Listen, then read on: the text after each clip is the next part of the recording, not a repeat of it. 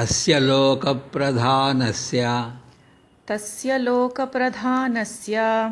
जगन्नाथस्य भूपते विष्णोर्नामसहस्रं मे शृणु पापभयापहम्. O king, listen from me to the 1,000 names of Vishnu, the chief of all the worlds, the Lord of the whole existence.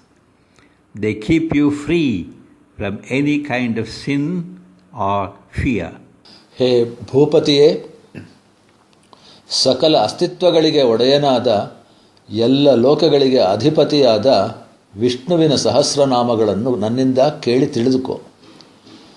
ಆ ನಾಮಗಳ ಬಲವು ಯಾವುದೇ ವಿಧವಾದ ಪಾಪ ಅಥವಾ ಭಯದಿಂದ ನಿನ್ನನ್ನು ಉದ್ಧರಿಸುತ್ತದೆ.